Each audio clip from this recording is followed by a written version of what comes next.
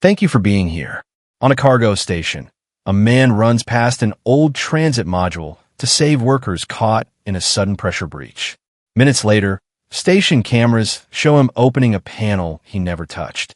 Who changed the record, and why was that forgotten machine worth a disaster? Step into the story. The cargo alarm began as a low tone under Theo Stroud's boots. He was walking the outer aisle of Base 6 at Vanner Station, one hand resting near the magnetic latch of his utility belt, the other holding a thin inspection slate. Ahead of him, a freight tug was easing a stack of medical containers toward a docking cradle. Above the containers, the old transit module he had been hired to watch sat inside a steel frame, dull gray and scratched by age. Nobody at Vanter seemed to care much about it. The station manager had called it obsolete equipment. The contract had called it a retired routing unit. Theo had called it an easy shift, which was always the first warning sign. The tug struck the side rail hard enough to make the floor jump. The sound was wrong. Theo looked up before the first warning light came on. A normal docking mistake pushed metal against metal. This was a clean, angled hit at the exact place where the rail connected to a pressure seam. The rail folded. A crack ran across the wall beside it. Down! House out that! The outer panel burst open with a bang that was more felt than heard. Air tore through Base 6 in a white rush of loose straps, plastic wrap, tools, and shouted bodies. The closest worker lost his footing and slid toward the opening. Theo threw himself forward, caught the man's harness, and slammed his boot magnet against the deck. The magnet caught with a violent jolt. The worker hit Theo's shoulder. Theo locked one arm around the man's chest and looked across the bay. 3 other people were pinned behind a fallen cargo rack. The automatic doors had started to close, but the damaged rail had twisted one of them out of alignment. "Can you move your legs?" Theo asked. The worker nodded too fast. "Good. Then stop trying to climb me. Grab that tether." The man reached for a yellow emergency line whipping along the floor. Theo fed it into his hands, then unclipped his own short line and hooked it into the floor ring beside them. He pointed at the nearest container stack. "When I let you go, pull yourself to that container. Do not stand up. Do not look back. Your station is having a bad day." The worker stared at him. "Go." Theo released him. The man dragged himself toward the container. Theo pushed off in the opposite direction, using the pull of escaping air to slide low across the deck. A rolling case caught his knee. He kicked it aside and reached the fallen cargo rack. One worker was trapped under a support bar. 2 others were holding the rack up with shaking arms. The pressure warning had changed from amber to red. The emergency shutters were trying to close, but the warped door frame kept them from meeting. Theo looked at the support bar, the gap, and the container crane above them. "That crane still live?" he yelled. One of the workers stared at him. "The crane, manual override, is on the wall." "Then use it." The worker crawled toward the panel. Theo grabbed a shipping strap from the floor, looped it around the bent support, and hooked the other end to the crane's cargo hook. His fingers slipped once on the metal. The air was thin enough now that every breath tasted dry and sharp. The crane whined. "Lift slow," Theo called. Slow means slow. The hook rose. The support came up half an inch. The trapped worker pulled free with the help of the other 2. Theo shoved all 3 toward the inner door. A second crack snapped across the outer wall. The old transit module sat 20 yards away, still locked in its frame. For one hard second, Theo saw the contract in his mind. Protect the module. Preserve station assets. Avoid unauthorized damage. Then another worker stumbled near the open seam, reaching for a small tool bag caught under a rail. Theo swore under his breath and ran past the module. He caught the worker by the back of the harness and hauled him behind a container. Then he climbed onto the side of the cargo crane, reached the manual brake, and forced the crane arm down across the warped shutter track. The arm bent. The shutter slammed into it. The gap narrowed enough for the emergency seal to grip. The roar of escaping air dropped to a whistle, then to nothing. For a few seconds, nobody moved. Theo lay on the deck with one hand over his mouth, pulling in shallow breaths. His shoulder ached from catching the first worker. A red line of blood ran from his knuckle where the crane panel had cut through his glove. The station alarm changed its tone. Pressure recovery. Medics inbound. Theo pushed himself up and looked toward the transit module. The steel frame around it was still there. The module was still there too. But one small side panel had been opened. Not torn off by the accident. Opened neatly. Theo crossed the bay, stepping around drop tools and cargo straps. The lock had been bypassed with a maintenance key, not forced. Inside the panel, one component was missing. It had been no bigger than his palm. A circular synchronizer made of black alloy and pale copper contacts. Someone had arranged a disaster large enough to pull every eye in Bay 6 away from a piece nobody was supposed to notice. Behind him, Boots came running. Stroud, a voice called. Step away from the unit. Theo turned. Station investigators in gray vests were filing into the bay. At their center stood a tall man with a scanner already lifted toward Theo's hands. Theo glanced at the blood on his glove and the open panel. That is going to look bad, he said. The investigator did not smile. It already does. The scanner chirped. Theo watched the man's expression change. Not surprise. Satisfaction. What? Theo asked. The investigator turned the slate so Theo could see it. The station cameras showed Theo at the transit module less than 2 minutes before the collision. The footage showed him opening the side panel himself. Theo stared at the image. He remembered passing the module on his patrol. He remembered looking at the lock. He had never opened it. The video was clean. Too clean. You will come with us, the investigator said. Theo looked over the damaged bay. Workers he had pulled from a leak were being wrapped in thermal blankets. The old transit module waited inside its frame, quiet and empty in exactly one important place. Then he looked back at the man with the scanner. Sure, Theo said, but I would like it noted that your security cameras have a better imagination than I do. They did not put Theo in a cell. Vanna Station preferred rooms with clear walls, soft chairs, and cameras placed where everyone could see them. It made the place feel less like confinement and more like a customer service problem. Theo sat at a small table with a paper cup of water he did not touch. Across from him, the investigator scrolled through reports with the lazy confidence of someone who had already picked the answer. You were assigned to Base 6, the man said. That is true.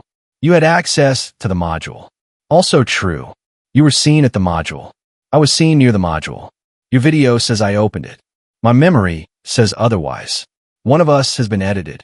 The investigator's mouth tightened. The station has no interest in editing evidence. Then somebody else has an interest in making you believe it. The door opened before the man could answer. A station medic stepped in, followed by a security officer guiding Dax O'Rell by the elbow. Dax was a narrow-shouldered man in a cargo supervisor's vest, his dark hair stuck to his forehead with sweat. He saw Theo and stopped. Theo, Dax said. The maintenance order was wrong. The security officer squeezed his arm. You are not here to speak with him. I saw it, Dax said louder. The rail inspection was changed. It was set to passive lock when should have been active. The tug had no chance to correct. The investigator stood. Mr. O'Rell, you are under review for a possible procedural violation. Dax laughed once, without humor.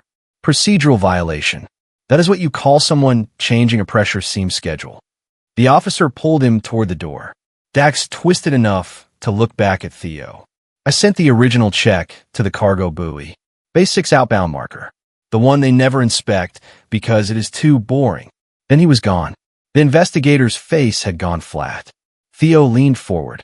That seems relevant. It seems like panic from a man who may be protecting himself. Maybe, but he was not the one who walked into a leak to save strangers. You have video. That says I open a panel. He has a reason to lie. Do you have one? The investigator closed his slate. Your contract is suspended. Your station access is revoked pending review. Do not attempt to contact Mr. O'Rell or enter a restricted area. That is your big finish. You are lucky the evidence is incomplete. How stupid.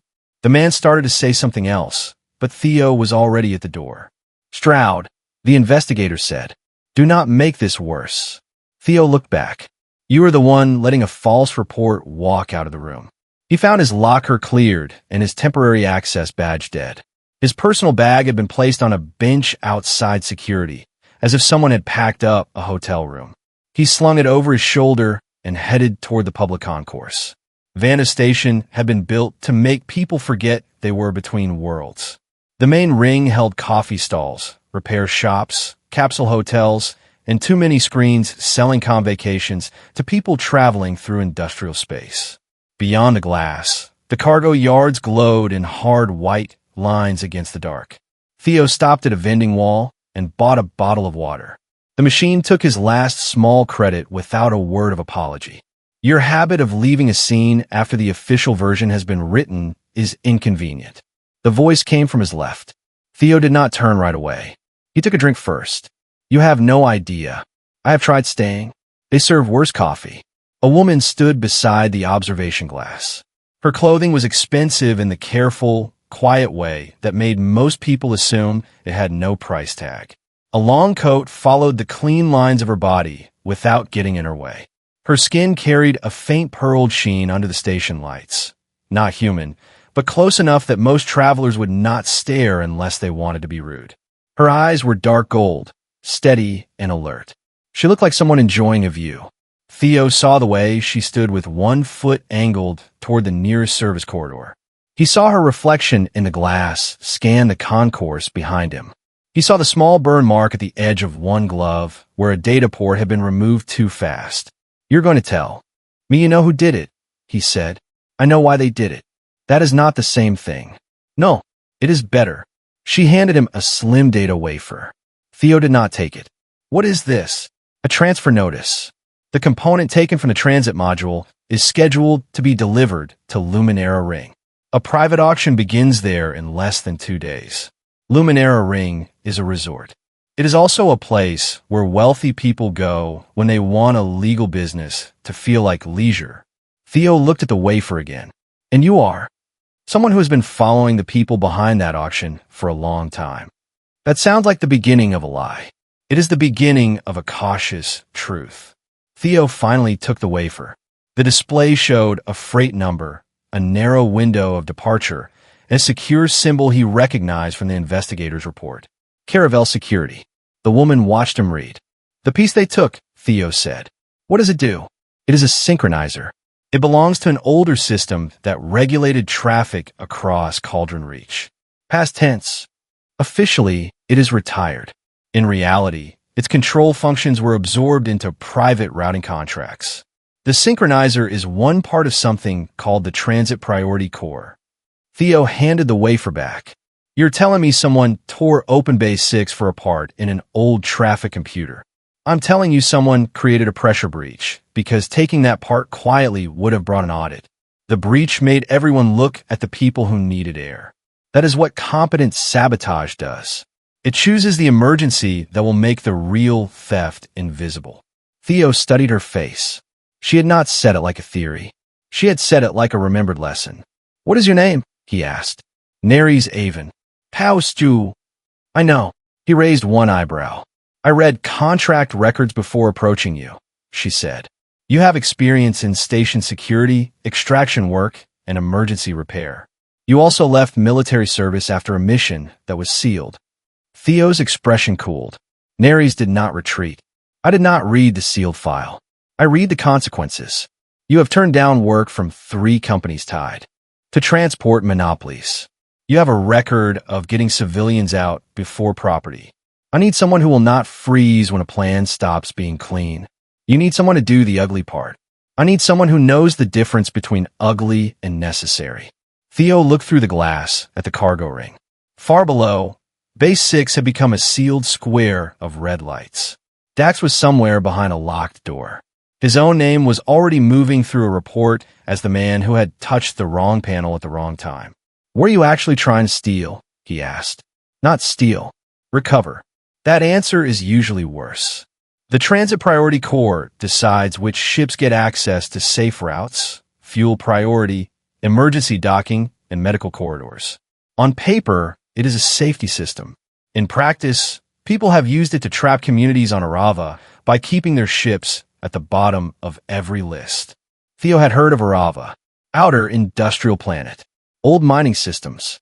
Population spread across extraction settlements and aging orbital habitats.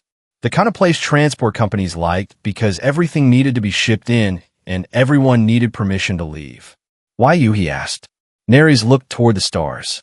Because I helped people get around those restrictions once. Then someone found the route I used.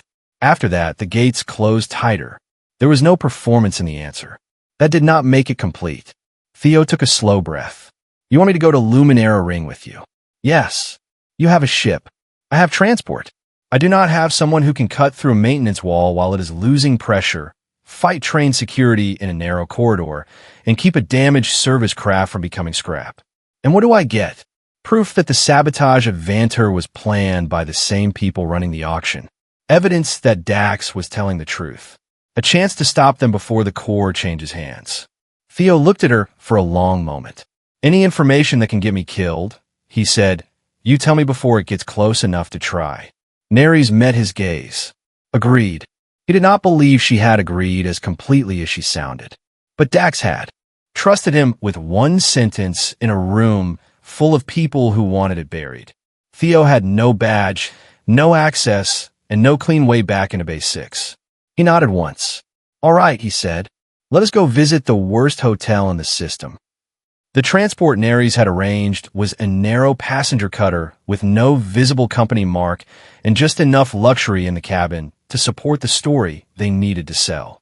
It left Vanna Station under a travel clearance for a wealthy couple on a short orbital holiday. The cover identities were dormant records built from tax files, old hotel invitations, and social feeds.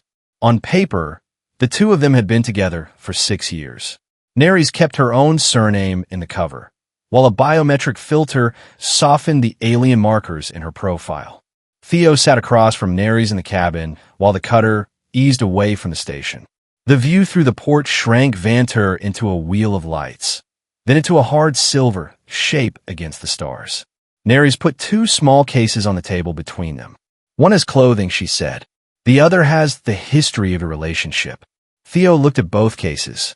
That is the least romantic sentence I have heard this year. We are supposed to look like people who have been together for 6 years. Then I already know too much. I did not even know your favorite food. You do now. I dislike sweet drinks, loud rooms, and people who ask personal questions at dinner. But that last one might be a problem. It is a useful problem. Luminera will test us by making strangers curious. They will ask how we met, who proposed, who gets jealous, who spends too much, and which one of us apologizes first after an argument. That is cruel. It is expensive. That makes it seem civilized. She opened the second case. Inside were 2 identity slates, a set of rings, a pair of wristbands, and several thin memory cards. The records say we met on a freight line near the inner worlds, Neres said. You own a small security company before selling it. I work in private investment. We have taken 2 holidays on record, one in a coastal habitat and one on a moon resort. You injured your left shoulder in a climbing. Accident. I have a sibling who hates you because you forgot a birthday. Theo looked at her. Do I have a defense? You bought a very expensive gift afterward. That is not a defense. That is proof of guilt with better packaging. For the next several hours, they practiced. Neres asked questions without warning, and Theo answered with just enough dry humor to make the false relationship sound lived in. He also noticed that she never sat with her back to a door and went quiet whenever the cutter passed fields of drifting ice. Bad memory? He asked once. Old training, she said. It was not an answer, but it was a boundary. Theo let stand. Near the end of the trip, Neres opened the clothing case. The clothes inside were better than anything Theo owned and less comfortable than anything he would have chosen. His jacket had a clean dark cut, fitted at the shoulders and loose enough at the waist to hide a compact toolkit. The shoes had soft magnetic soles.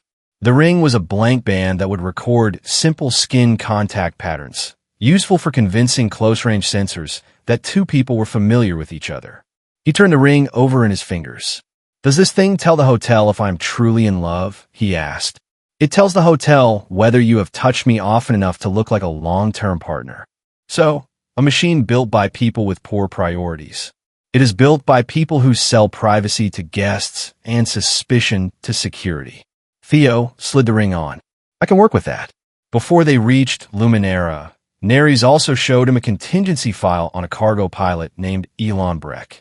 If the auction turned violent, she said, Elon's medical run might be their only way to reach Argus. Luminera ring appeared at the end of the second day, a bright arc of gardens, towers, and private docks around a small moon.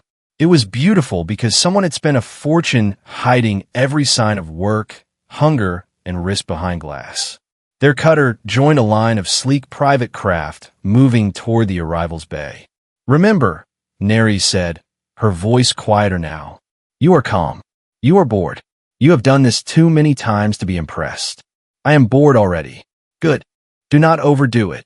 The arrival hall was bright, warm, and silent enough that Theo could hear the soft click of his shoes on the polished floor. A line of attendants greeted each guest with the kind of smile that showed no teeth. Behind them, a curved scanner arch waited beneath a wall of living vines. Theo and Neres walked toward it arm in arm. The ring on his finger warmed when her hand touched his. Try to look like you like me, she murmured. I'm saving that for the emergency. They stepped beneath the scanner. A cool light passed across Theo's face, his hands, his chest. The display beside the arch flashed green. Then it turned toward Neres. The light paused. A polite chime sounded once. The attendant at the arch smiled without changing expression. Ms. Avon, your wellness profile indicates a minor variation. Would you mind stepping aside for a brief confirmation? Theo felt Neres' hand tighten once against his arm. He looked at the attendant, as if the woman had interrupted a meal. Is this the part where you charge extra to ask my wife why she is tired after a 2-day flight? The attendant blinked. Sir, it is routine. Everything is routine when somebody else has to do it. Neres touched his sleeve. How? He turned toward her, let annoyance soften into practiced concern, and took her hand in both of his. The contact warmed the ring between them. The scanner read the touch. I am sorry, he said, loud enough for the attendant to hear. We have had a difficult week. You know I get protective when people start poking at you. Neres looked up at him. For half a second, her expression changed. Not surprised at the performance. Something smaller. Then she smiled with perfect tired patience. I know, she said. It is one of your less charming qualities. The attendant checked the display. The ring data had settled the sensor's concern enough to shift the alert from red to amber. Of course, the attendant said. Please enjoy your stay. They walked away. Theo kept his hand around Neres's until they were out of sight of the arch. Then he let go. Less charming? He asked. It was believable. That is the nicest thing you have said to me. It was not meant to be nice. Then your standards are getting worse. That worries me. Across the arrival hall, a woman in a black Caravel security uniform stood beside a bank of discrete screens. Her posture was still, but her eyes followed the two of them as they entered the resort. Theo noticed her before Neres did. Friend of yours? He asked quietly. Neres did not look directly at the woman. No, she is looking at us. Then smile. Theo put his hand at the small of Neres's back, felt the heat of tension under the fabric of her dress, and led her toward the gardens. Behind them, Mara Quell touched a screen and marked their arrival file for quiet review. Their suite overlooked the inner gardens of Luminera Ring. From the window, Theo could see a false sunset moving across the glass roof, turning the leaves below into copper shapes. Music drifted up from a terrace where guests in pale clothes stood around small fires that gave off no smoke. Neres shut the door behind them and swept the room with a compact sensor pulled from her sleeve. Do all wealthy couples do that? Theo asked. Only the ones worth watching. The sensor gave 2 soft clicks. 3 listening points, Neres said. 1 in the wall display, 1 near the bar, 1 inside the bedroom light. Theo looked toward the light. That is ambitious. Assume it is all active. We can speak in a washroom if we keep the water running. He walked to the bar and picked up a bottle with an unreadable label. I have one question. Only one. Why would Roventesk put the synchronizer on the outer maintenance ring? Because he needs to prove to buyers that the old system can still be brought online. The component was stolen from Vanter and placed where it can connect to the current grid. If it works there, it proves the transit priority core is more than old hardware. And the third part, at Argus Relay. How not that's lao. So we take Rovin's access token, take the component, then somehow make an abandoned relay listen to us. That is the simple version. I hate the simple version already. Neres went into the washroom. A moment later, water began to run. Theo joined her there. The room was narrow, clean, and bright enough to make every shadow feel suspicious. The first chance to reach Rovin is tonight, she said. He will attend the opening reception before the private auction tomorrow. He keeps his authorization on a wrist cuff. We need a copy, not the cuff itself. If he knows it was copied, he will lock the entire transaction down. How do we get close? You make people believe you are rich enough to be careless. That is not a skill I have practiced. It is a skill you have been showing since you got here. Theo gave her a look. You are enjoying this. A little. The reception filled a circular hall beside the gardens. Theo saw the security beneath the decoration at once. Exits that funneled crowds into checkpoints, guarded service doors, cameras on both guests and staff, and music loud enough to cover a whisper. Rovin Tesk stood near the central fountain. He was shorter than Theo expected, broad through the chest, with silver at his temples and an easy smile that looked built for taking money from people who enjoyed giving it away. A dark wrist cuff rested over one sleeve. It did not look important. That was the point. Neres placed 2 fingers on Theo's arm. There, she said. Do not stare. I already did. Then stare somewhere else. Theo looked at the fountain. I'm admiring the water. Try to sound less offended by it. They joined a cluster of guests listening to Rovin tell a story about a cargo dispute he had solved without unnecessary government attention. People laughed at the right places. Theo did not. Rovin noticed him. And you are? Rovin asked. Theo gave the cover name they had practiced. He let his shoulders loosen, as if he had nowhere else to be. Private security, once, he said. Then I learned that rich people pay more to complain than dangerous people pay to shoot. A few guests laughed. Rovin's smile widened. That sounds like experience. It sounds like a tax deduction. Neres slipped into the conversation with graceful ease.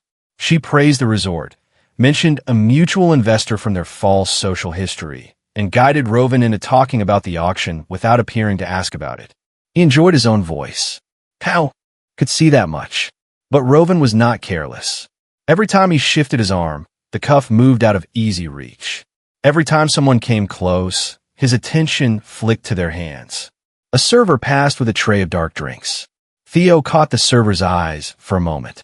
The server was young, tense, and wearing a thin silver pin that did not match the uniform. A caravel guard stood near the service arch, watching the server more closely than the guests. Theo followed the line of sight and saw a small transmitter tucked into the tray handle. The server was being used as a moving listener. He turned to Neres. I need a drink. You hate sweet drinks. I hate being thirsty more. He stepped away from Rovin, took a glass, and let it slip from his hand. It hit the floor beside the service arch with a sharp splash. The dark liquid spread over polished tiles. Several guests jumped back. Theo stepped into the mess, then stumbled just enough to catch the tray. Sorry, he said, loud and annoyed. The floor is trying to rob me. The server froze. Theo leaned close as if steadying the tray. Take the left corridor, he murmured. Do not stop. Say there is a spill near the electrical line. The server understood faster than Theo expected. The server pointed toward the floor and called for a safety response. A resort attendant hurried over. The caravel guard moved in to inspect the tray.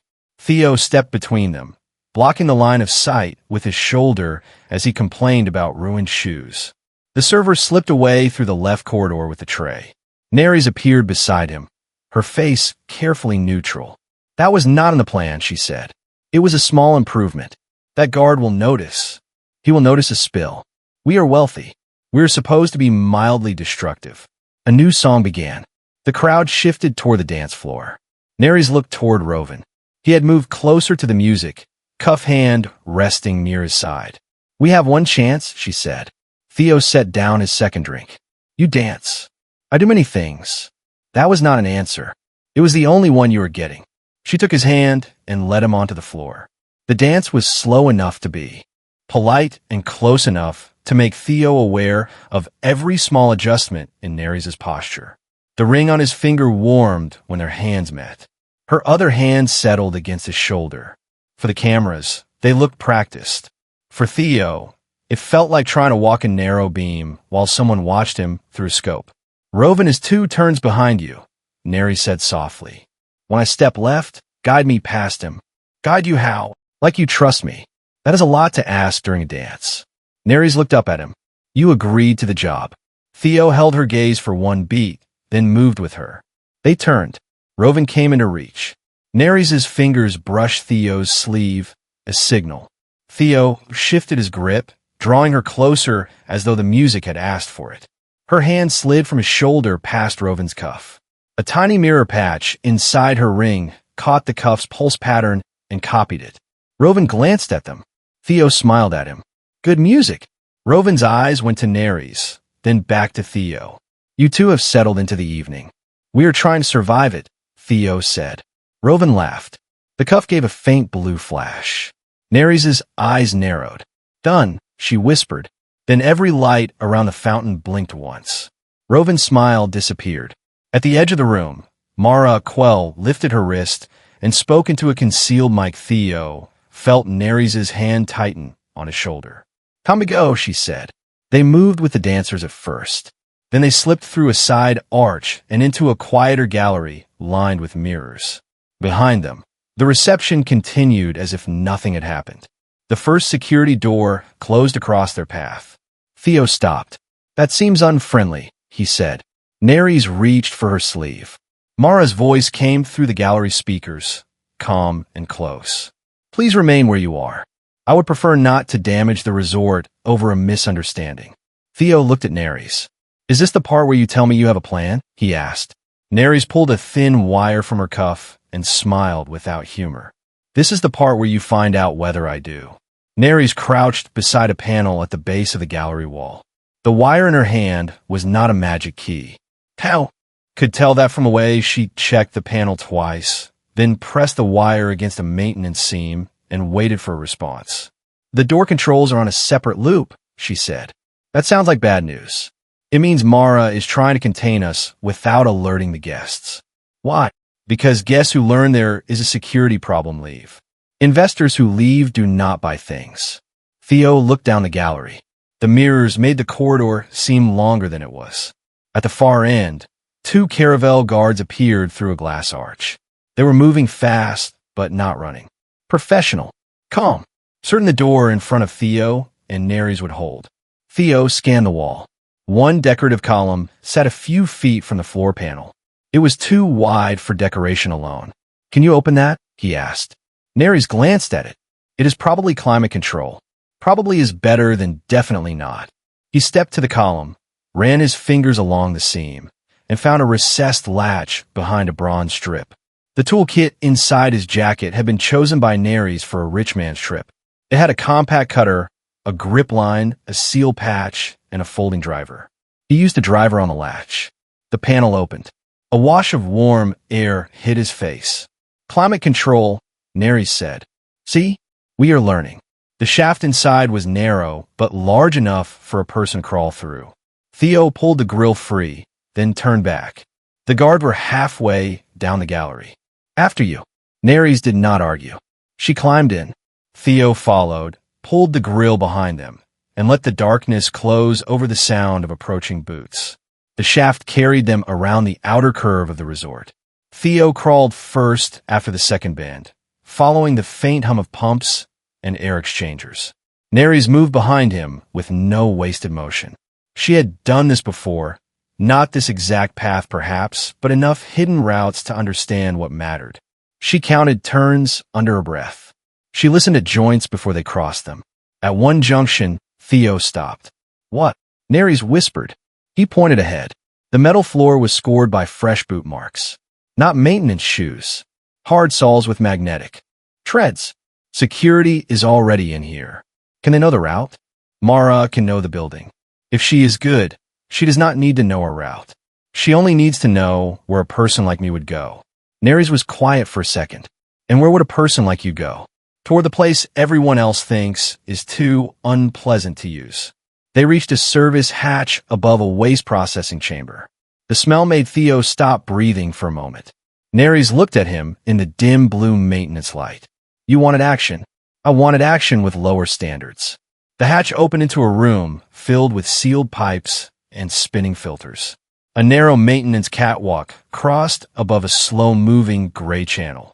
On the far side, a door marked the route toward the exterior ring. Theo dropped down first. Neres followed. The moment her boots touched the catwalk, a light came on behind them.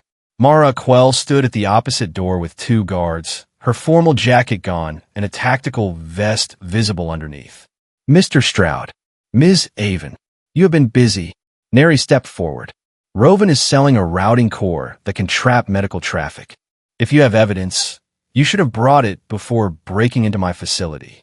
Theo looked at the pipes around them. Mara had positioned her guards carefully, keeping them from firing into anything that could rupture the chamber. She cared whether people got hurt. The component was stolen during a pressure breach at Vanner, Theo said. You are protecting a sale, not a guest. Neres added. If Roven activates it, the final exchange moves to Argus Relay. Mara's eyes narrowed. Argus has been dead for years. Restricted, Neres said. A sharp tone sounded from Mara's wrist. One of the guards looked down at a new order. Supervisor, he said. Mr. Tesk requests immediate containment. He says the intruders may be armed and dangerous. Paus my fili. That is generous. I only feel medium dangerous. Mara did not smile. The guard stepped forward. Theo kicked the nearest filter control. Steam burst across the chamber in a thick white cloud. Neres grabbed his sleeve, and they ran. They did not reach the outer ring by luck. Theo had spotted an emergency ladder descending through the floor when they entered. He swung it down, sent Neres first, then dropped after her as shots of stun light flashed through the steam. The ladder led to a narrow service tunnel where the floor curved beneath their feet. Your version of not being interested in theater is impressive, Theo said as they ran. You started the steam. You were welcome. The tunnel ended at an airlock. Neres pressed the copied pattern from Roven's cuff against the outer panel. The lock hesitated. A pale light traveled around the rim. Tell me that worked, Theo said. It is working. That is not the same thing. The inner door opened. Beyond it lay the exterior maintenance ring, a narrow band of metal exposed to the darkness of space. The resort turned slowly around its center. The stars did not move, but the ring beneath them did, carrying gardens and music on the other side of the wall. Neres pulled two compact suit packs from an emergency locker. They were not full spacesuits. They were maintenance shells, thin and limited, designed for short work outside the hull. How long? Theo asked. 20 minutes if the seals are good. Less if we are unlucky. I notice luck keeps coming up in the bad column. They sealed the shells around their clothing and stepped through the airlock. The exterior cold did not feel like cold at first. It felt like absence. Sound disappeared. The only noise was their breathing and the clicks of their boots locking to the ring. Ahead of them, the stolen synchronizer sat inside a black housing attached to a rotating service arm. Copper contacts glowed along its edge. Theo moved toward it, keeping one hand on the safety rail. Neres followed, carrying the copy of Roven's access pattern. The housing opened only after both systems recognized the token and the component's physical location. Neres placed the pattern against the reader. Theo used the folding driver to release the mechanical pins. The first pin came free. The second resisted. Behind them, the airlock light changed from green to red. Mara had reached the chamber. Faster, Neres said. I'm trying not to throw an antique traffic part into orbit. The third pin came out. The service arm shifted as the ring continued to rotate. Theo felt the pull change beneath his boots. Neres' foot slipped on a patch of frost. She caught the rail with one hand. Her other hand hit the housing. The maintenance shell at her wrist sparked. A warning flashed across her visor. Theo saw it too. Your biometric filter? Heat damage. Is failing. Can it wait? It has to. The outer airlock opened. Two Caravel guards came through in full shells. Mara was behind them, tethered to the doorway. Theo released the final pin. The synchronizer came loose in his hand. At the same moment, the service arm rotated faster, responding to an automatic check Mara had triggered inside. The narrow band tilted under Theo and Neres. Neres slid toward the open edge. Theo grabbed her harness line with one hand and drove the other into the rail. Her weight snapped hard against his shoulder. Pain flared down his arm. Neres' visor turned toward him. Her eyes were wide, not with panic, but with the cold knowledge that a small mistake outside a station became final very quickly. "Do not let go," she said through the comm. "I was not planning to. I have a reputation for being difficult." The service arm kept turning. The synchronizer in Theo's hand struck the rail. He hooked it into a utility loop, then reached for the manual brake mounted near his knee. The brake was frozen. He hit it once with the driver. Nothing. The guards were closing. Theo twisted, planted both boots, and drove the driver's hardened end into the release seam. The cover broke. He pulled the emergency latch. The service arm jerked to a stop. Neres slammed against the rail, but stayed on the ring. Theo hauled her back toward him. For one suspended second, their helmets touched. "Still working?" he asked. Neres took one breath too long before answering. "Yes." "Good. We should leave before your hotel staff notices the maintenance schedule is upset." They ran for the airlock. The guards were close enough now that Theo could see the white flash of their visor lights. Neres swiped Rovin's copied pattern across the outer door.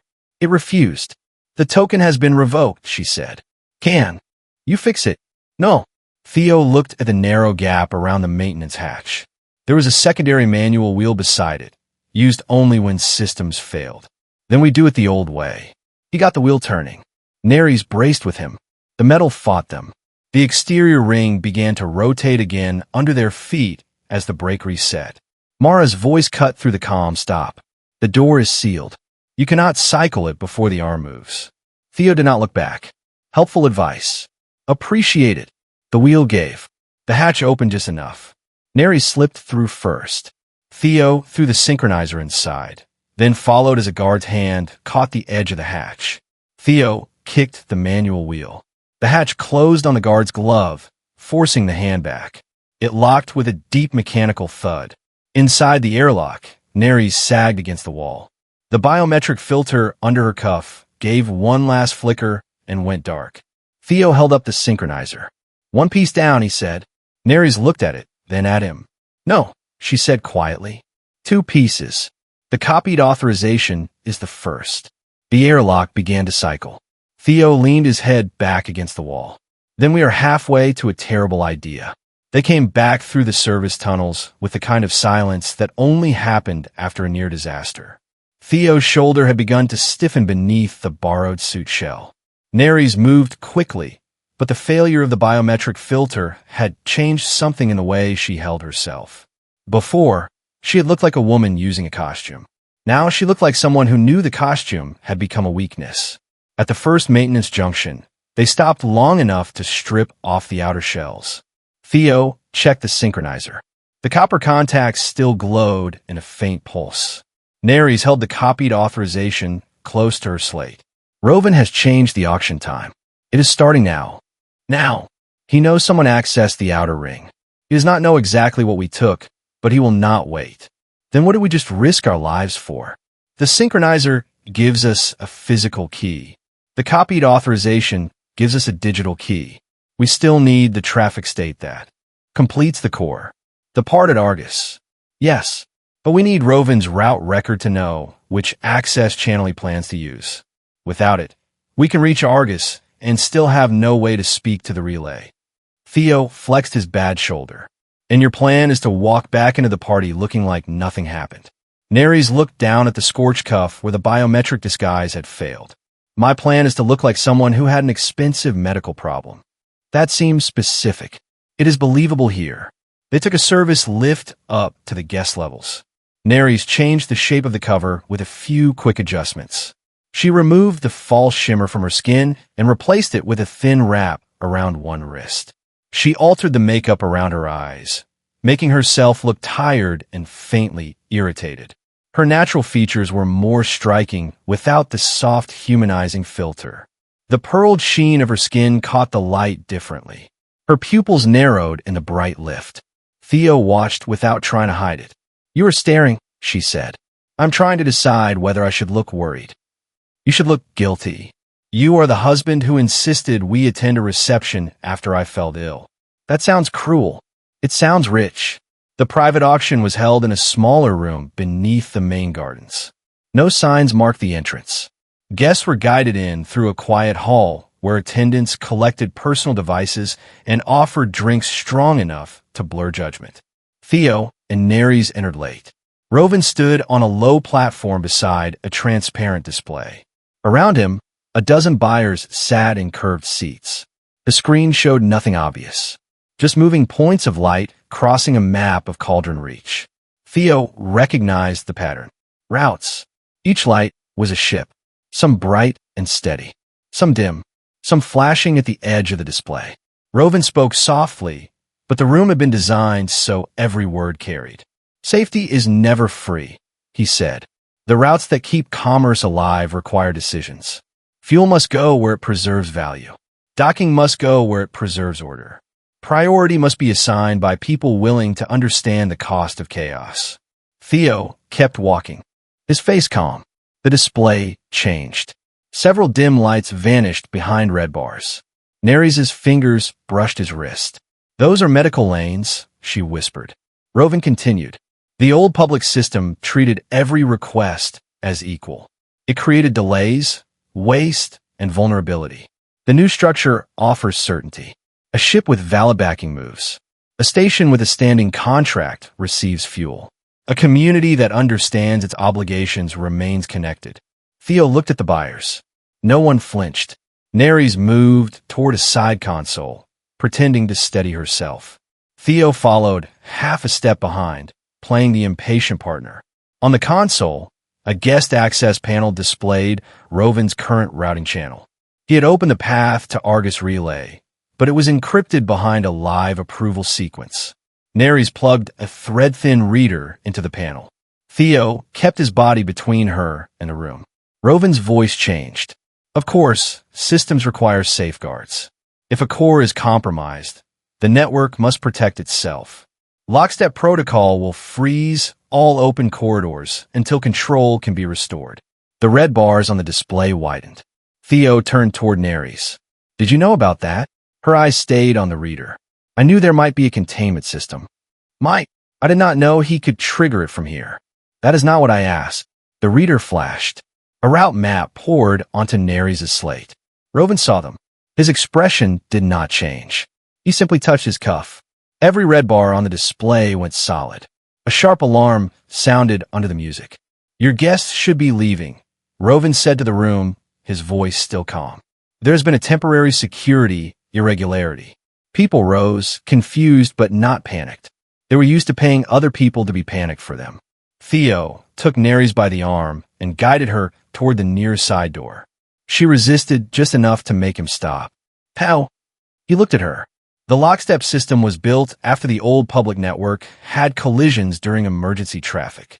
It forces ships to hold position when it cannot verify route control. I found fragments of it in old records. And you did not tell me. I thought if we reached Argus before Rovin armed it, we could bypass it. You thought wrong. I know. The admission came too fast, too plain to be a defense. Theo felt anger rise anyway. It was old anger, familiar anger. The kind that began with someone saying they had made a calculation and ended with bodies that never got to argue. "You had a warning that this could trap ships," he said. "You brought me into it without telling me. I brought you in because I need you. I did not tell you because I knew what you would say." "What?" "That no one gets to decide other people are acceptable losses." The words landed harder than a denial would have. Theo stared at her. Rovin's security detail began moving through the room. Mara was among them, but she was not looking at Theo and Neres. She was watching the route display, where one dim light had begun to blink faster than the others. Neres lowered her voice. "There are communities on Arava that have been waiting years for a route out. The fuel lines are restricted. The medical flights are denied. My people do not have time for a clean answer. And the people in those ships. I know. No. You know it on a screen. Knowing it means stopping when they are in front of you. Neres' face tightened. You think I do not understand that because I made one choice you hate? I think you made it before anybody else got a vote. The side door opened behind them. Mara stepped through with 2 guards. Please, she said, do not run. Theo looked at the guards, then at the route display beyond the auction room. A service alarm had begun to flash on a lower level. The lockstep protocol was already closing doors, rerouting power, locking access corridors. Neres whispered, there's a maintenance spine beneath this floor. It reaches the cargo lifts. How hestita? He could turn himself in. Give Mara the copied authorization and the synchronizer. Argue evidence. Save his own case, perhaps. Let someone official handle a system built to trap whole populations. He thought of Dax being pulled from the room of Vanner. He thought of the worker reaching for a tool bag while the heir left Base 6. He thought of Neres, wrong in a way that mattered, but still standing here while every bright route on the display turned red. Move, he said. They ran. The maintenance spine was not a tunnel so much as a narrow space between the resort's polished levels and its machinery. Theo tore open a utility hatch, slid down first, and caught Neres as she dropped after him. Behind them, Mara called for the corridor to be sealed. The lockstep shutdown was already making the building unsafe. Doors were closing in sequence. Ventilation fans shifted to conserve pressure. A warning light pulsed over every third panel. They reached a 4-way junction and heard pounding from the left. Theo stopped. Neres did not. The cargo lifts are right, she said. We are out of time. The pounding came again. Someone shouted through the metal. Theo checked the access panel. A lower maintenance crew had been locked inside a pressure buffer when the security system changed modes. The buffer was connected to an air recycling line that had started to close. We cannot leave them, he said. We lose the lift window if we stop. They lose air if we do not. Neres' mouth opened, then closed. The warning strip on the panel turned from amber to red. Theo pulled out his folding driver. If you want to go, go. She looked down the right corridor, then at the locked door. For a moment, Theo saw the battle inside her more clearly than he had seen any security screen. The route to Argus, the years behind it, the people on Arava, the belief that every second spent elsewhere was another person left trapped. Then Neres moved beside him. Give me the reader, she said.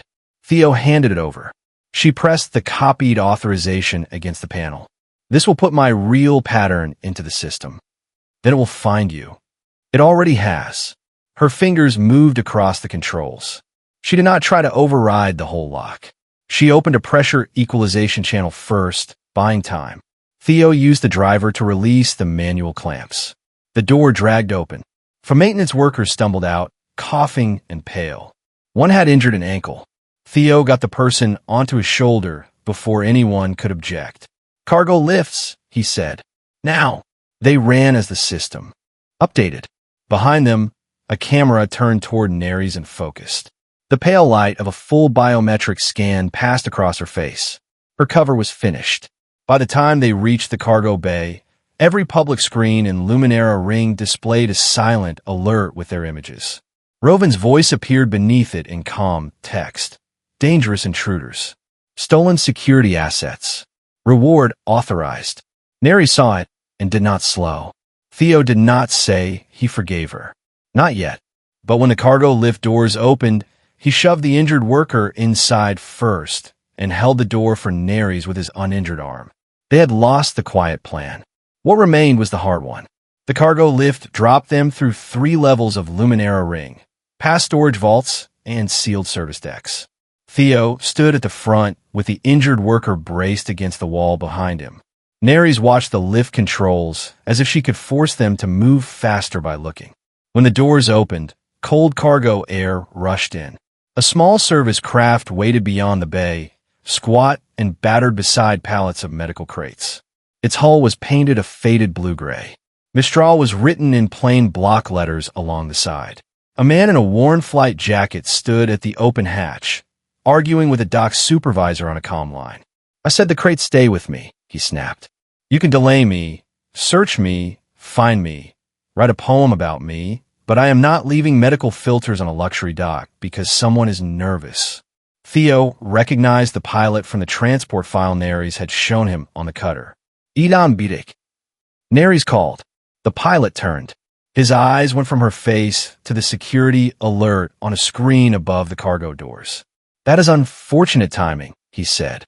We need to get to Argus Relay, Neres said. You need a better life plan.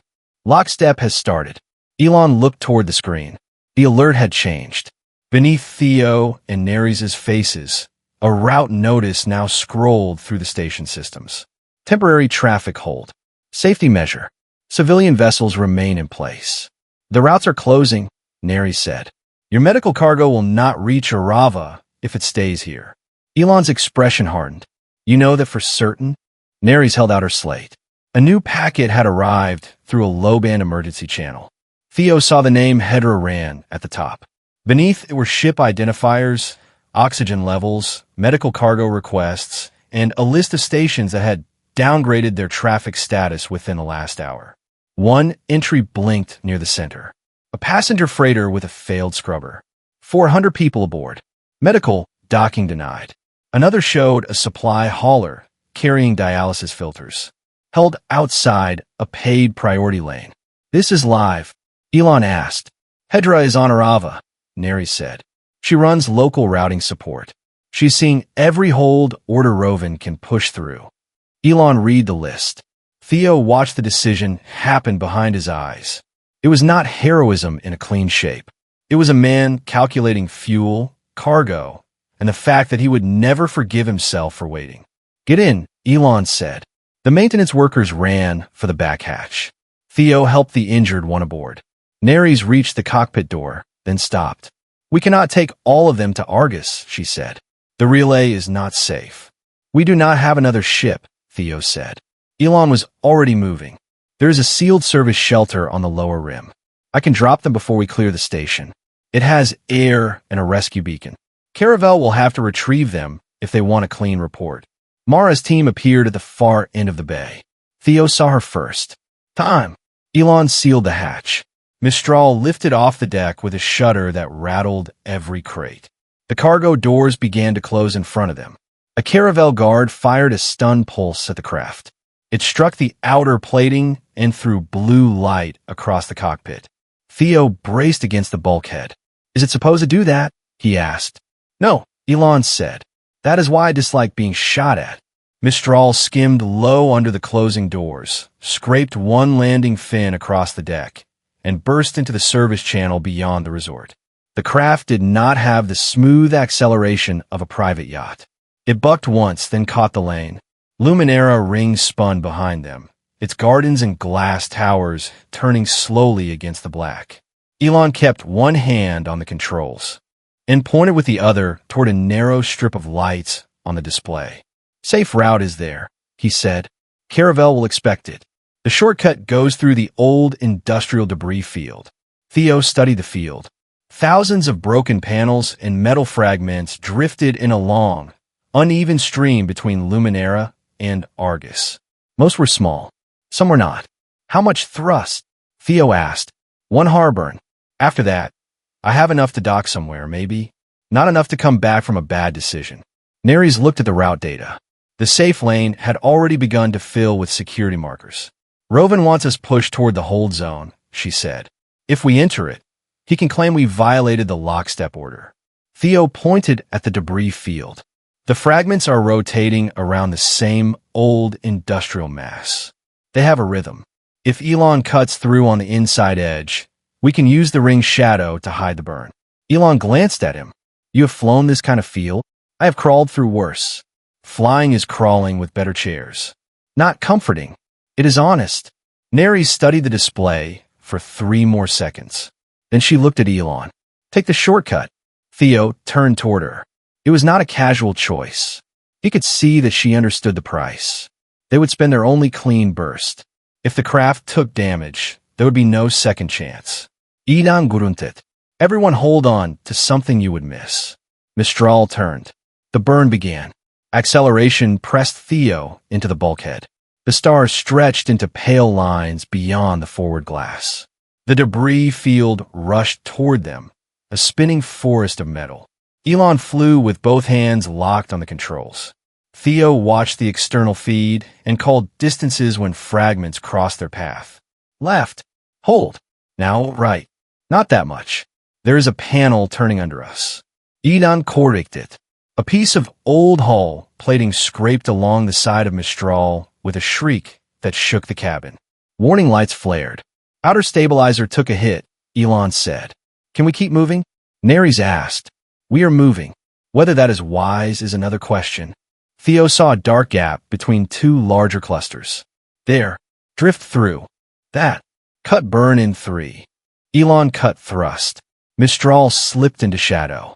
A search beam passed above them, scanning the brighter line they had left behind. For several long seconds, nobody spoke. Then Elon looked at the systems panel and swore. The stabilizer is half gone. Long-range comm is dead. Cabin heat is on reserve. Theo leaned over the display. Can we reach Argus? Yes, if nothing else touches us. That sounds easy. Elon looked at him. I have decided you are bad luck in an expensive jacket. The wounded maintenance worker gave a weak laugh from the rear seat. Theo looked back. The group had strapped themselves in among the medical crates. They were pale, but alive. They dropped the workers at the lower rim shelter, as Elon promised.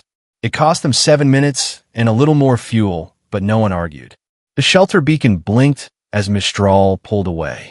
Through the port, Theo saw Caravel rescue lights turn toward the platform. Mara had sent them. Neres noticed too. She did not comment. Hours later, the debris field was behind them, and Mistral limped through open dark toward Argus Relay. Theo sat on the floor beside an exposed stabilizer panel with his jacket off and a repair light clamped between his teeth. The hit had twisted a control vane and damaged a cooling line. He could not restore it. He could only make sure it failed slowly. Neres sat opposite him, holding the synchronizer in both hands. The copper contacts cast soft light across her face. You should rest your shoulder, she said. I am resting it. It is doing all the work while I watch. That is not how shoulders work. It should be. She almost smiled, then looked down again. How? He waited. I should have told you about Lockstep. Yes. I believed I could reach Argus before it mattered. I believed if I explained the risk, you would leave. Maybe I would have. I know. The quiet between them was filled by the soft rattle of Mistral's damaged systems. Neres continued. The last time I tried to move people out of Arava, I trusted a route that had been sold to the same people who control the current system. I gave families a time and a dock. The route was closed before they arrived. Some were detained. Some were sent back with debt penalties. After that, every path out became smaller. Theo stopped working. Neres did not look at him. I told myself that next time I would not hesitate, that I would take any chance before it disappeared. I turned that into a rule. A rule is easier than admitting I am afraid of failing them again. Theo set the tool down. I know what it is like to turn one bad day into a rule, he said. She looked up. He had not spoken much about the sealed mission. He did not now. He only said, mine made me decide that anyone who hides a risk is already halfway to leaving someone behind. That is not always fair either. Neres held his gaze. No, she said, but it is understandable. Mistral's emergency receiver clicked. A thin voice broke through the static. Hedra ran, sounded tired and very awake. Neres, if you can hear this, answer once and do not keep the channel open. Neres leaned toward the receiver. I am here. The lockstep holds are spreading. Rovan has marked 9 vessels as non-essential. 2 have medical emergencies. 1 has a failing air recycler. I have enough live distress data to guide them if you give me a relay channel, but I do not have authority to open one. We are approaching Argus, Neres said. Then do not use the core to open one route for Arava. If you do that, he will close the rest and call it a safety response. Wake the old emergency layer instead. It can share my live distress data with local operators across the region and reopen routes by need, not ownership. Theo looked at Neres. This was the same answer she had been avoiding. Not a clean path for Arava. A harder system that could help everyone if they could get alive. Hedra continued. I have a ship priorities. I can send them through once you wake it. But I need time. Give me time. We will, Neri said. The signal died. Elon came out of the cockpit doorway, rubbing his eyes. Argus on visual, he said. Ahead, the relay drifted in the dark. It was a skeletal station made of rings, trusses, and antenna arms, larger than Theo expected. Most of its lights were dead. One side showed scars from old impacts. 4 exterior connection hubs sat around the central frame like closed fists. Friendly place, Theo said. Elon looked at the dead station. I have seen wrecks with better manners. Mistral approached on manual thrusters. As the airlock aligned, another contact appeared on the short-range display. A sleek caravel craft had found them. Behind it came a second signal, carrying Rovin Tesk's private authorization. The race was no longer quiet. It was coming with them. Argus Relay had no welcoming lights. Mistral docked against a service collar that answered only after Elon bypassed 2 dead signals and forced a manual latch. The moment the hatch sealed, he pointed at the power display. 1 reserve bank left, he said. It runs life support, medical refrigeration, and a small amount of thrust. Pick what you want to lose. The station first, Neri said. The station may eat all of it. It will, Theo said. If it wakes. Elon looked between them. You two are very bad at relaxing. Theo picked up a maintenance shell from the locker by the hatch. You should have seen the resort. Inside, Argus felt colder than space. The corridors were narrow and coated with dust that did not move in the weak gravity. Emergency strips flickered along the floor. Old signs pointed toward relay control, cargo exchange, manual systems. Theo kept one hand on the wall as they moved, reading the station through its sounds. A dead pump clicked somewhere below. A damaged fan scraped once every few seconds. Neres led them to the central control chamber. It was not impressive. No great command deck waited inside. The emergency relay layer had been built for practical work, not status. 4 hardwired consoles faced a central routing column. It could not control every ship by itself. It could only give local traffic crews a shared channel that no private contract owned. Behind the column, a manual access shaft opened toward the outer hubs. Neres set the synchronizer into a waiting slot. The copper contacts flared. Elon stared at Mistral's power display, then plugged the craft's final reserve bank into Argus through an emergency cable.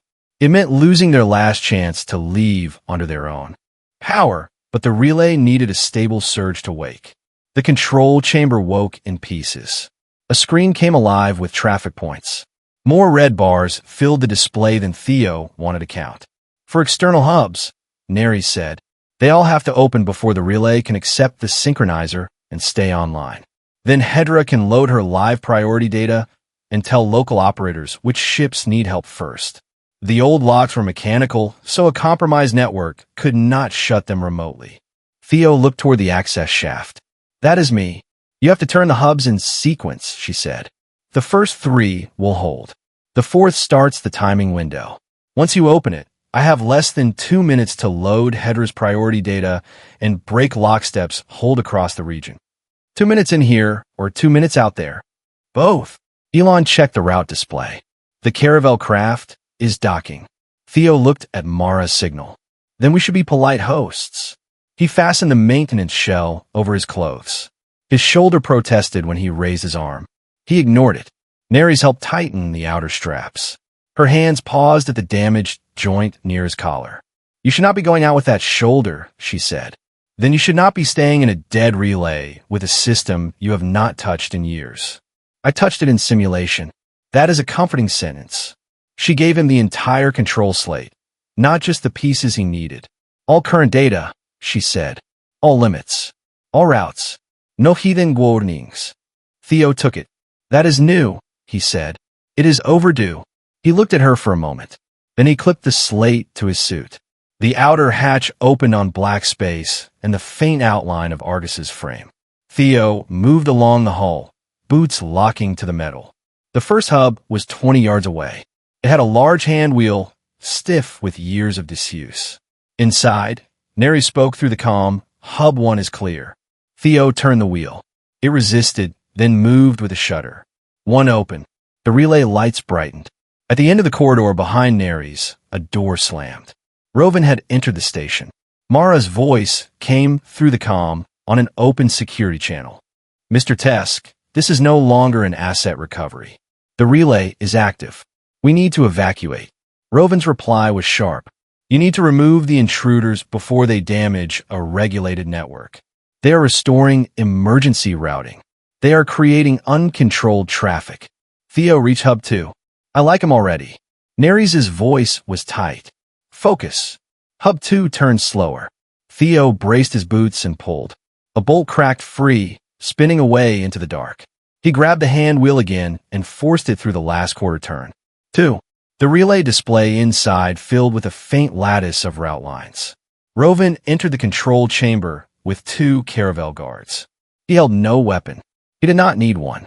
He carried authority, contracts, and a man who believed every system belonged to whoever could afford the locks. Neres stood at the central console, hands moving across the old controls. "You do not understand what you are doing," Rovan said. "This network has limits. You cannot release every vessel at once. I'm not releasing every vessel. You're letting local operators make decisions. They will panic. They will collide. People will die. People are already dying because you decide who is worth fuel." Rovan's eyes flicked to the display. Arava has no viable transit economy. Its settlements survive because somebody guarantees their supply chain. You call that imprisonment because you have never had to balance a system. Neres did not turn around. You did not balance it. You made them pay for the right to breathe. Mara stepped between Rovan and the console. "We need to leave the chamber," she said. "The relay is unstable." Rovan's face hardened. "Order your team to disable the outer hubs." Mara did not move. Theo reached Hub 3. A vibration ran through the station. The caravel craft had attached a line to an exterior brace. "Impact risk," Neres warned. "They're trying to force the relay off balance." Theo saw the line across the hull. It was not enough to tear the station apart, but it could twist the timing on the final hub. "Can you stop them?" he asked. "Not from here." "I can. You have 1 minute and 20 seconds once Hub 4 moves. Then tell me when." He crossed to the tether line. His shoulder burned with every pull. The line was anchored through a service clamp near the 4th hub. He could not cut it without sending the loose end into the relay's antenna field. Instead, he released the clamp's secondary lock and fed the line through a guide ring. The strain shifted. Inside, Mara's voice rose. "I will not order a collision maneuver. Not with civilian vessels in the corridor." Rovan stepped closer to her. "You work for Caravel. I work to keep people alive in the structures assigned to me. Then do your job." Mara looked at the red traffic points on the display. "I am." The station shuddered again, but less violently. Theo had redirected the tether's pull into a reinforced brace. "Line is managed," he said. "Hub 4. Neres' hands froze above the console. On the screen, Hedra's priority packet waited. It offered 2 paths. One would use the transit priority core to open a single protected route toward Arava. It was fast. It would let the communities Neres had promised to help move first. The other would wake the emergency relay layer across the full region. It would distribute decisions to local operators, use real distress data, and open the network by need rather than ownership. It would take longer.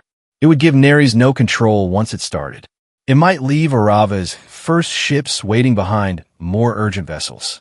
"Theo," Neres said quietly, "if I open the direct route, Arava gets out. And the other ships?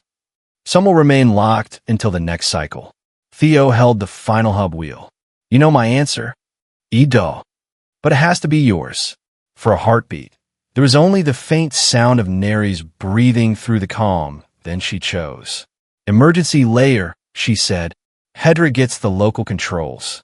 The central column changed color from red to white. "Hub 4, Neres said. "Now." Theo pulled the wheel. It barely moved. The impact had warped the housing. He threw his weight against it. Pain tore through his shoulder. The wheel turned 1 inch, then stopped. 30 seconds, Neres said. Theo reset his boots, grabbed a maintenance bar from the hull, and slid it through the wheel spokes. "Come on," he muttered. You have been waiting years. Do not get shy now. He pushed. The housing groaned. The tether line snapped loose from the guide and whipped across the hull. It caught Theo's safety cable, pulling him sideways. His boots released from the metal. He swung out into open space, one hand still clamped around the bar. Inside, Neri saw his signal jerk across the outer camera. Hell, I am fine, he said, breathless. You are hanging off the relay. That is still technically fine. The wheel slipped back half an inch. Neris looked at the console. The timing window was closing. She could complete the activation without him only by abandoning the outer hub. The relay would fail after a few minutes. Enough to move some traffic. Not enough to break the system. She left the console. Mara saw her go. If you step away, the relay will reset. I know. Neris grabbed an emergency tether from the wall and ran toward the exterior hatch. Rovan moved to block her. Mara caught his arm first. No, she said. You try to pull free. You are making a mistake. Mara held him against the wall with practiced efficiency. So are you. Outside. Neris opened the hatch and launched herself along the safety rail. Her shell was not as strong as Theo's. It was meant for short inspection work.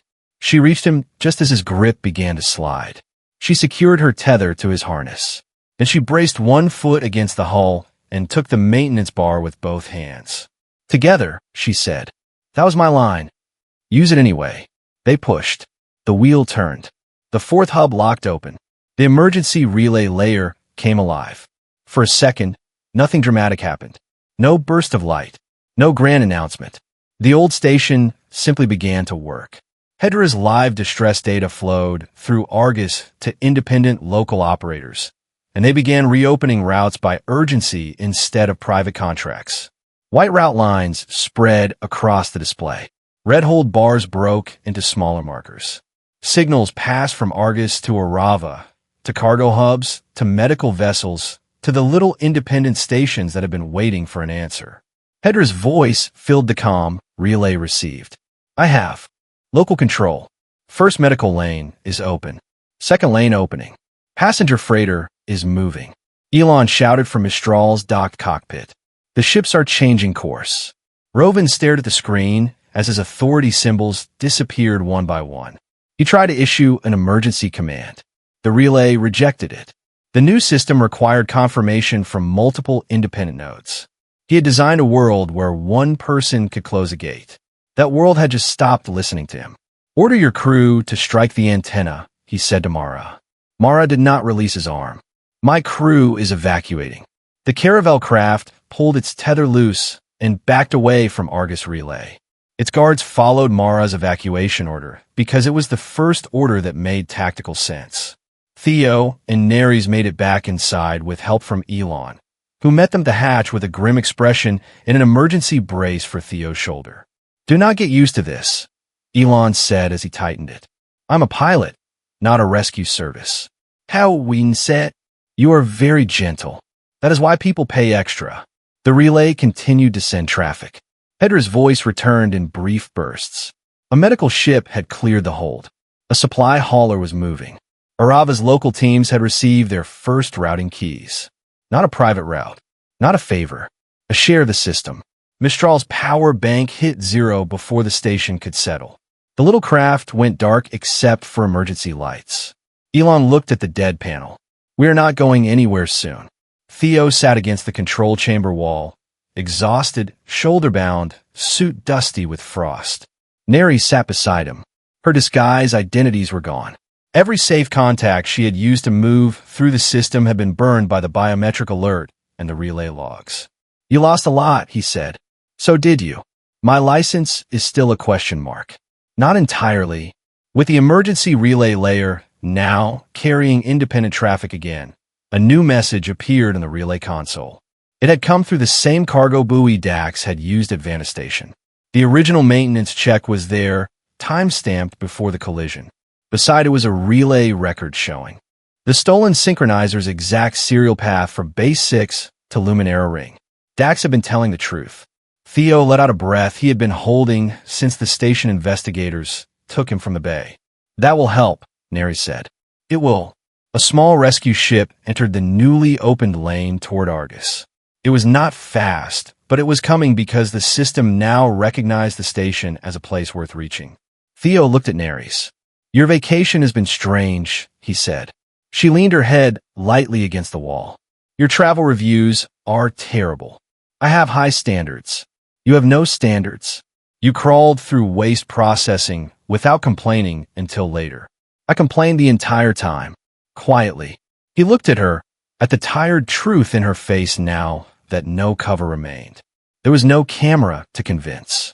No ring warming at their touch. No route left to steal. Theo held out his hand. Nerys looked at it, then placed hers in his. This time, neither of them was pretending. Thank you for listening.